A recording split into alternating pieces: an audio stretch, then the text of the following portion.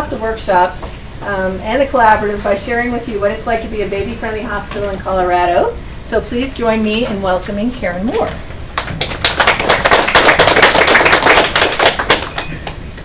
Thanks everyone for coming, and thank you for all the familiar faces in the audience. I really do appreciate that, and I'm glad it's this week and not next. It would happen this week and not last week for all of us who would have traveled here.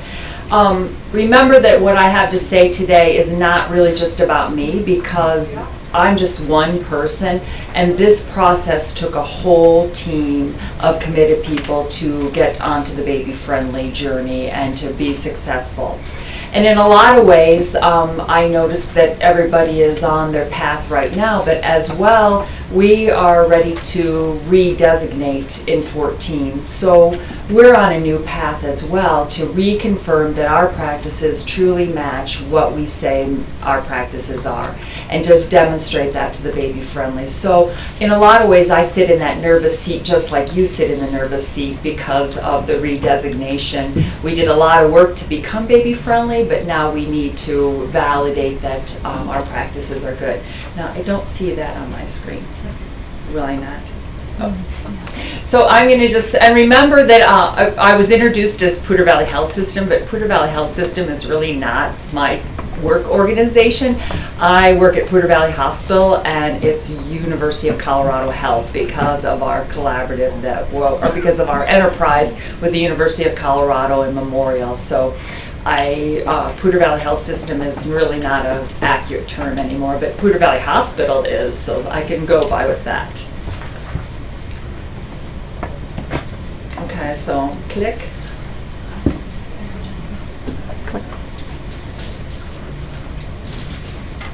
Go to next.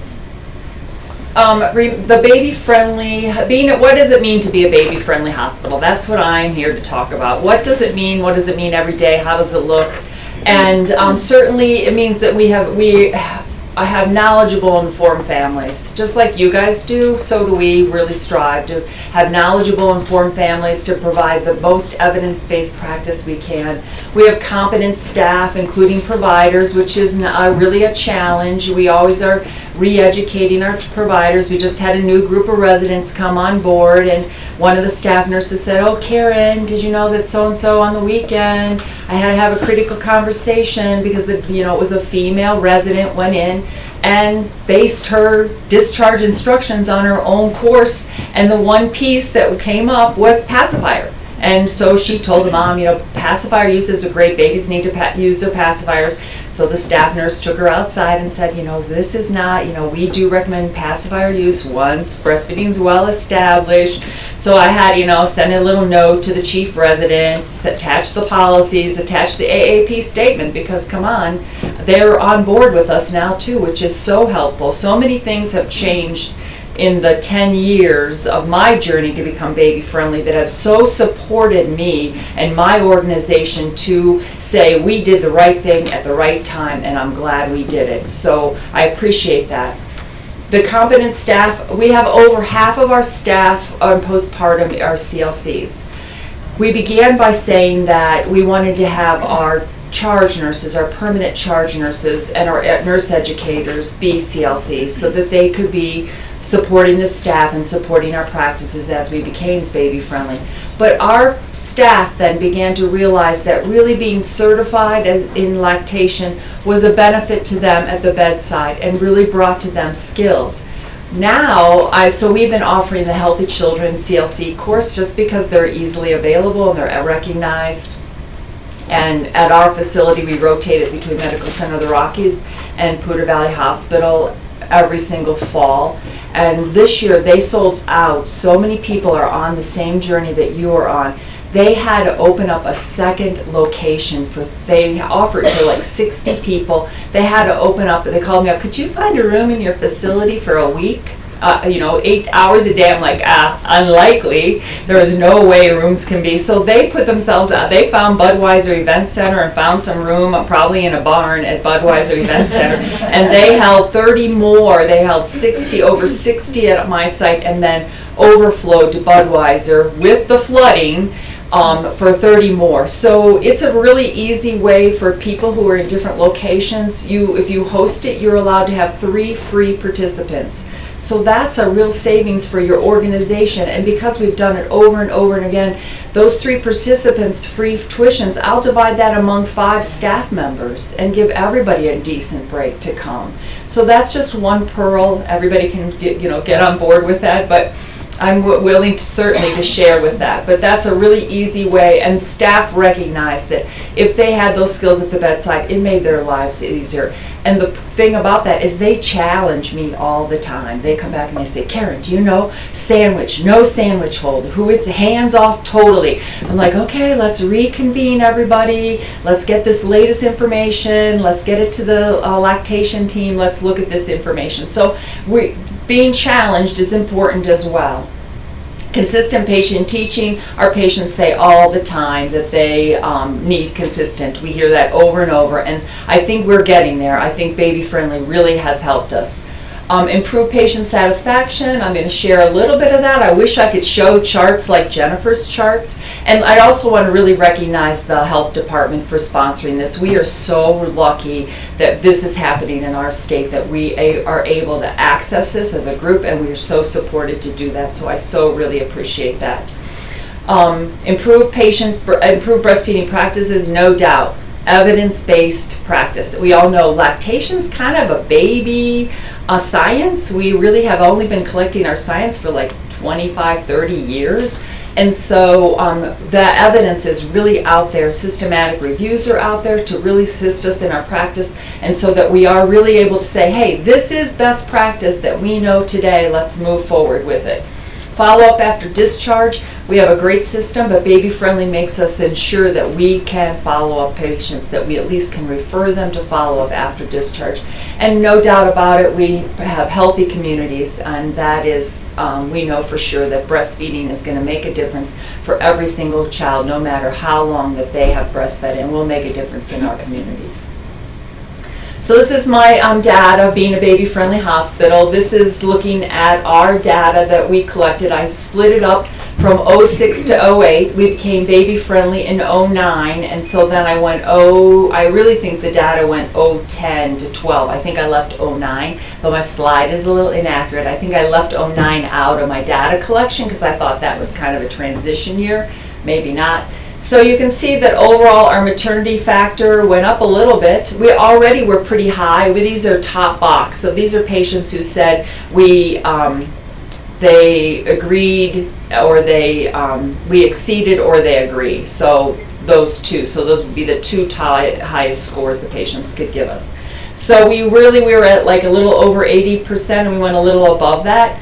On feed, I learned to feed my baby. We improved a little bit.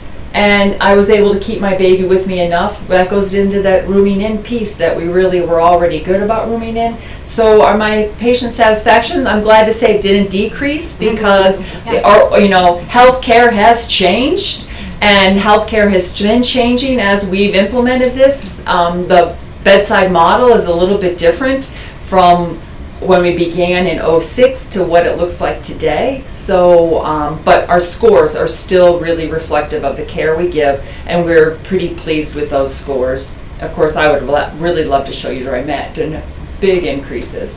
Pushed on the wrong one. This is our exclusive breastfeeding rate. So we do participate in the perinatal core measures, which kudos to the Joint Commission that they're pushing all of us to be that excel in that area, and they have said that exclusive breastfeeding is important, and it's so important that it's going to be a core measure, just like heart conditions and all the rest of them. I appreciate that, because it really helps me sell it better at my organization to say this is so important that it's a core measure. Everybody understands core measures. 2010, you can see we were still just like in the 70s. In 11, we were still a little bit higher. And in 12, we really pushed it up. What happened in 12? I'm not really sure. It clicked for everybody. Everybody understood core measures. I'm not sure. And then when we were able to separate out those moms in 12, remember, we could separate out those moms who choose to bottle feed. They came into the hospital saying, my plan, for whatever reason, or for whatever medical reason that isn't documented, because remember, they take the documentation from the pediatrician's documentation, and I don't know how your pediatricians are about documenting mom's stuff, but mine were not so great. Anyhow, you can see that we shot it up into the 90 percentile of exclusive breastfeeding when we took out those bottle feedings, so I am proud of that piece.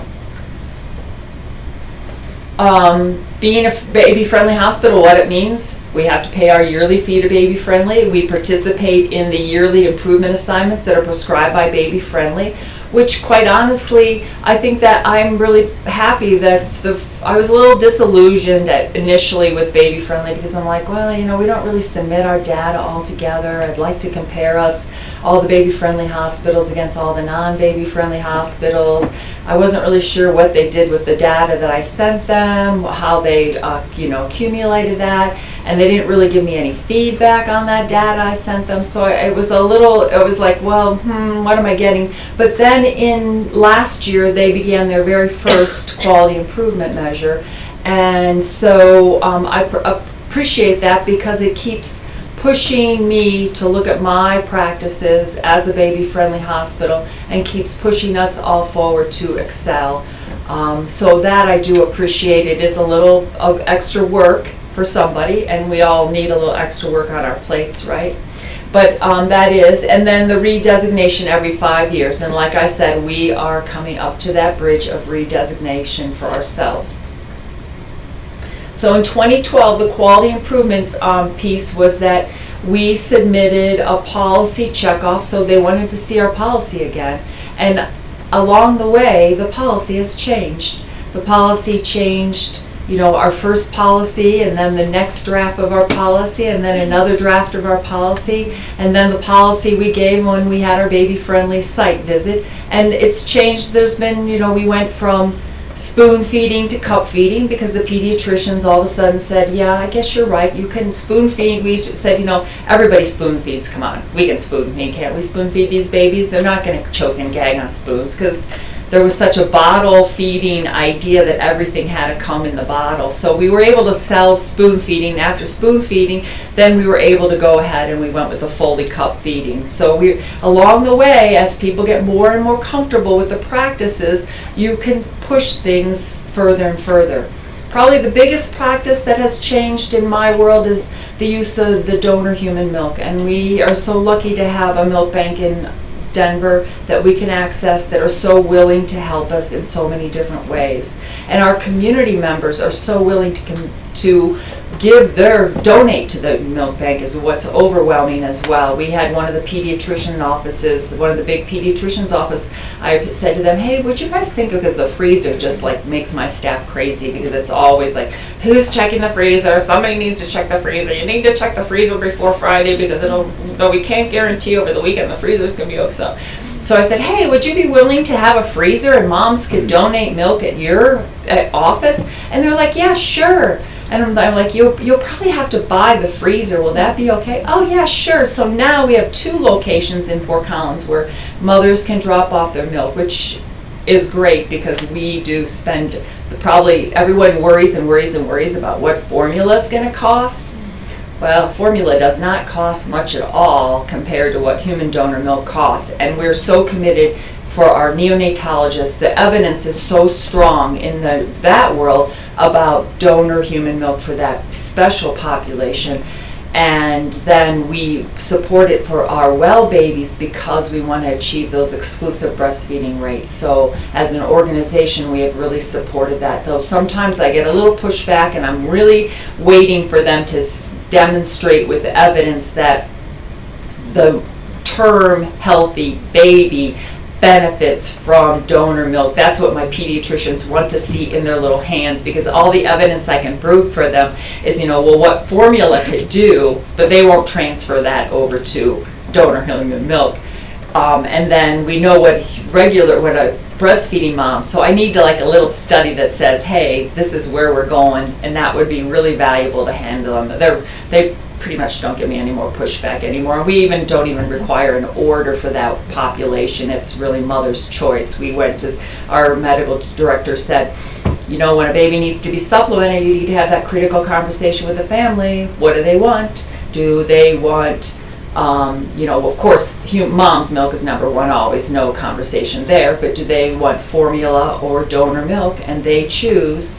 And then how do they want to give that? Of course, the nurse at the bedside is going to start with spoon and cup, and then it's going to be the family who makes that decision, ultimately what. And remember, when we started our baby-friendly journey, that was probably the hardest thing. Staff were like, oh, we're not supporting the bottle feeding mom. We're not supporting the mom's choice. Oh, yeah. And rooming in, holy moly. You would think, who was invested in rooming in? Really, who owns sleeping at night but the mom? Really, everybody else owns it. The nurse midwives, quite honestly, excuse me, I know there are nurse midwives in the room, they were like the most protective of that mom sleep at night. I don't know, because maybe they were moms themselves, but we really had to really win them over that we were not, disrupting this mom's ability to sleep and contributing to postpartum depression, because that's, we know there is evidence that if moms don't get enough sleep, they could develop postpartum depression.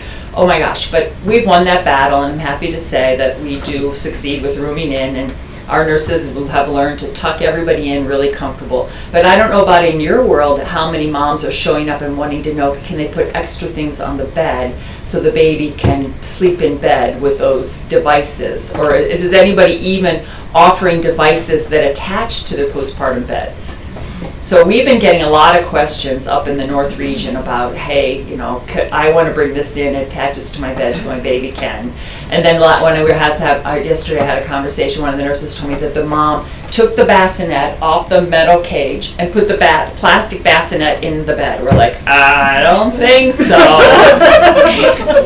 But anyhow, and that is a struggle, and I know that probably your staff struggles with this as well. How do you safely keep that baby in bed with mom and not have co-bedding instead of co-sleeping? And how do you draw that fine line when we want to do skin to skin, skin to skin, skin to skin, skin to skin throughout that postpartum period? So how do you coach that in the right terminology so that you're not promoting, because remember the AAP says we can promote co-sleeping, not co-bedding, but in the hospital, where is that line, and how do we really support staff so they feel comfortable with what they're doing? And I don't have the answer to that question. So, back to quality, we had a door tool, policies changed, they wanted to see our current policy, they had a whole checklist, did our policy meet it, and then we were checked off on that. And then we had to seek out 20% of our staff who give direct care to the moms and babies. 20% of them, they had a questionnaire we had to ask them about practices, skin to skin, exclusive breastfeeding, management, all those questions. And then they wanted that data to them submitted, and that was our quality improvement. So moving forward, I don't really know what the 2013 information looked like exactly, because I was delivered my redesignation materials that are due to them on December 13th, which yesterday when I was getting this together put me in a little bit of a panic, because we've been busy, things slip away. So now it's going to be like, okay, I need to do my evaluation, get my evaluation done, and then I need to really focus on redesignation is where I have to go. So we have to, again, send in our policy. They want to see our policy again. Then we have to audit the staff again on their management and education. We have to do step 3, which I haven't received the materials yet, but we have to do just like they did, go out and talk to 20% of our births moms and talk to them. Did they receive information about benefits and management? And they have that criteria all set. And then we have to do breastfeeding within 1 hour, and then rooming in 23, and we are going to dialogue with those moms. I can tell you that at Poudre Valley Hospital, Medical Center of the Rockies, both of us are baby friendly, that we are only doing skin to skin in the OR when the parents choose that. We've been trying to figure out transition, because we have a funky model for transition in my neck of the woods, and we're trying to figure out how to revamp transition, and we're going to regroup that.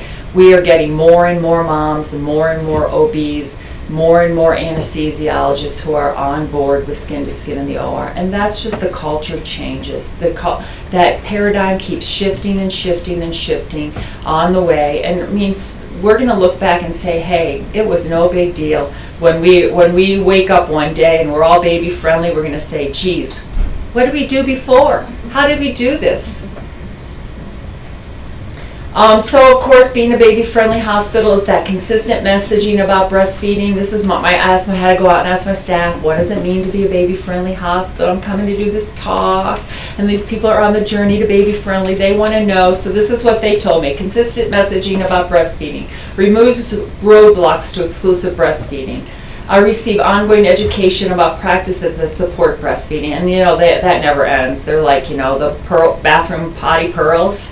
Yeah, that lactation team's always putting out potty pearls, and they're, always, and we have a practice model where lactation comes to every single one of the practice and quality meetings for my unit-based councils. So there's always lactation always has a forum, and I drive that team to say, you must come. You can't just come and say, we're here, you got any questions, because we're busy, we're going to go if you don't have any questions. They always have to come with an agenda to present to quality and practice, some evidence-based agenda piece that they want to discuss. Parents receive education and their choices are supported. I think that's really important that we always are supporting parent choice, because it's really about the families we serve, and we want to always provide the best care we can. Being a baby-friendly hospital rates. This is my plug for the state of Colorado. You guys, we already live in a state that is making it so easy for us, and the practices that you are doing now already are supporting you to become a baby-friendly hospital. We're first in the U.S. for exclusive breastfeeding for first 6 months. That's because of the stuff we tell moms and do for moms prenatally, interpartum, postpartum. That's what we do. Ever Breastfeed, 87%, ranked 5th in the U.S. I mean, these are things that we're 7th with breastfeeding at 6 months. These are things that you are already doing and supporting, and I think this baby-friendly model fits really well to serving our patient populations as they expect to be served and as we expect to serve them. Exclusive breastfeeding for his first 3 months, we ranked 5th in the United States, and breastfeeding at 12 months, we're 18th in the United States. That one I wasn't so happy about, but we always have to have a stretch goal, right? So there it is. So let's change that one for us, because we really know we want moms to be breastfeeding at least 1 year, if not 2 years. In my world, in my family's world, it would be 2+, but hey. This goes rooming in. We do it. We're in the blue. We're great. Haha. So we need to keep it up, and I appreciate that. Then you get to hang all these signs. You get to hang your Poudre Valley. What does it mean to be a baby-friendly hospital? You get to hang your sign up. That 14 just makes me so nervous to see it. And then we have a can-do. I'm in the can-do picture. I just had that nice glossy fixture, but you get to hang that, because then your public knows too that your commitment. And the 10 steps everywhere. I don't know how. Everywhere moms are supposed to have. They did tell us that all of our satellite areas where moms go to have their newborn screens drawn, that we don't have to hang the 10 steps in every single one of those satellite areas, but we do have them in the main labs in the hospitals, so they hang there. So being a baby friendly, others look up to you. That is always, and people, and then you never stop improving, you never stop sharing. I have shared our journey so many times. I get kind of wondering how many people I have told about my journey, our journey PDH. We've had posters at A1, we've had an article published. It seems like last year at the Association of Women's Health Obstetric and Neonatal Nurses, most of the posters were about baby friendly, which was kudos to all of us to be, working so hard. You're satisfied that you're providing the best care to moms and babies. Is it easy? No, it's not easy. Is there anything that we do every day that's easy? No, it's not. Is it important? It is so important. Is it valuable? It is so valuable. So kudos to everyone in this room to take this journey with the rest of us. So I appreciate that.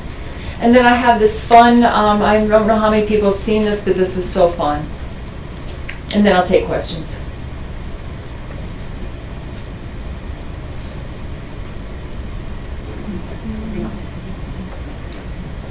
Uh-oh, volume. Should we back it up? Yeah. We can go here. Give me 1 second. Oh, you got control. I lost control. Of his mama's heartbeat stays perfectly warm.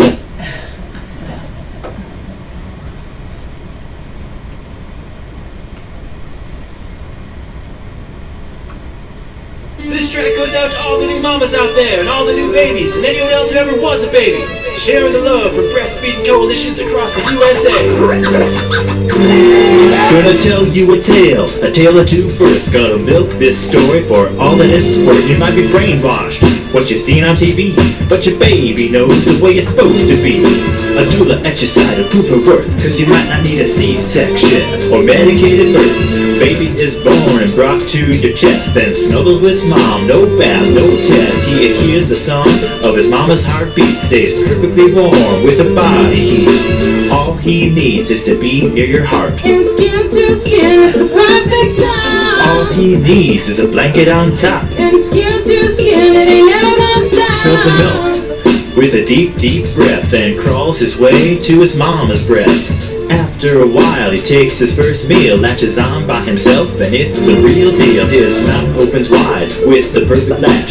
Like a miracle, it's easy after that. When he's done, there'll be plenty of time for docs and nurses to get in line. You get to sleep with your baby at your side.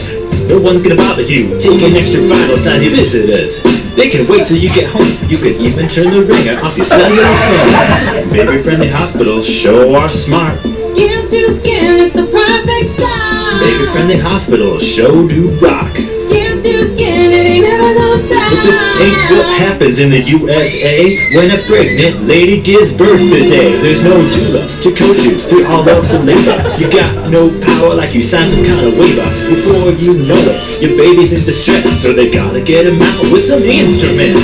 A vacuum, a C-section, is that the new plan? Mama's soft, warm chest replaced with a heat lamp, a cold, cold scale. Then the first bath makes his temperature drop in the aftermath. Oh no, they say, he's in a bad way, so they whisk him off to the nursery. Nursery, the nursery. Stay away from the nursery. Being away from his mom can drop his blood sugar because of the trauma. Just gets worse, cause then they say, we gotta give this baby some formulae. Formulate, formulate. Stay away from the formulate. Wrapped up like a burrito, they hand him back. He can barely move, he just feels trapped. He can't get that perfect latch. Breastfeeding won't be easy after all of that. With all his troubles, you can't make enough milk. You're blaming yourself, you're filling up with lots of guilt, but it's not your fault. The answer is logical. Push for your birth at a baby-friendly hospital. It's not your fault. It's not your fault. Speak up for your baby, keep him close to your heart. Skin to skin is the perfect start. Skin to skin. Skin to skin is the perfect start. Skin to skin. Skin to skin, ain't never gonna stop.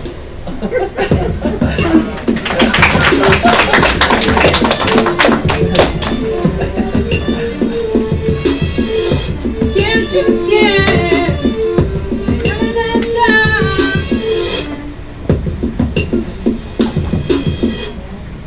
So I think they did a really nice job. And I think they had two messages for us. I mean, I know with the IHI's really initiative next year is really looking at reducing the primary C-section rate. So they contain two messages in there, you know, reduce the primary C-section rate and supporting baby-friendly hospitals. So I do appreciate, I love the tune, it was so much fun. So do you have any questions for me? Yes. So you said that you sent 5 staff to the to a training from the that comes to your facility, right? Mm-hmm. So are they? It just made it sound like you asked them to pay for it, but give Yes. them a discount based on those 3 rates you get free. Well, we, you know, everybody has their own models for tuition, for how you support education in your organization. So in my organization, staff nurses, bedside staff nurses are given $150 a year towards education, and no education hours. no time away. We don't pay any education dollars, so like worked hours. So they took that $150 and applied that to this almost, $575 tuition. And because I had 3 free registrations, and I had 1 charge nurse who we paid her full tuition and paid her time to sit in the chair because of her role. These other staff nurses, I divided that 2 free tuitions among them. They ended up paying their $150 and then $120. And I wish that it was different. I wish we had a different system, and then they took paid time off to attend. So you have people wanting to? Wanting, my staff has wanted, and some years, let me tell you, they have paid they've used just their $150 off, so they ended up paying, $325, because if I have 3 of my designated people who I need to send, then that will eat up the tuition. So that's just my model. I don't, but that's to answer your question. Yes, my staff is motivated to have those skills at the bedside to be successful, because they're the ones who know if I have the skill, it's going to make a difference. Yes. What's the organization? It's a Healthy Children's CC. Healthy Children's? .cc. Yes. When you were done, what were you surprised were like the top 2 or 3 challenges? What did you think was going to be easy that ended up being more difficult? I think rooming in was a challenge, unbeknownst to us. The education, everyone thinks education is really, really the biggest challenge, but it feels like you're always educating, because you're changing practices.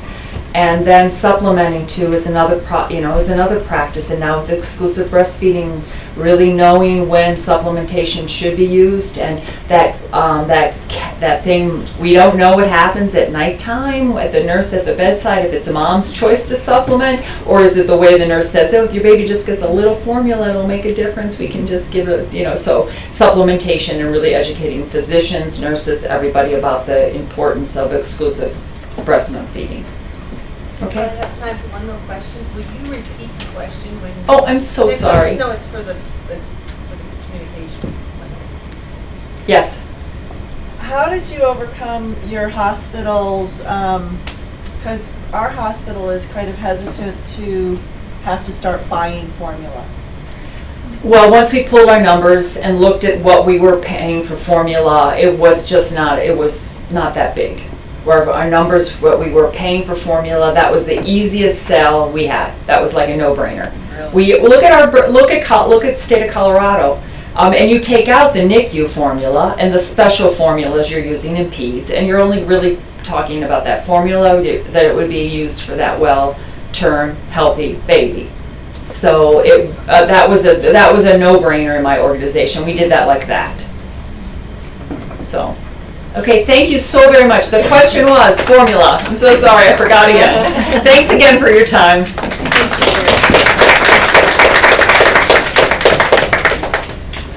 We're going to introduce our next speaker, but I forgot to have you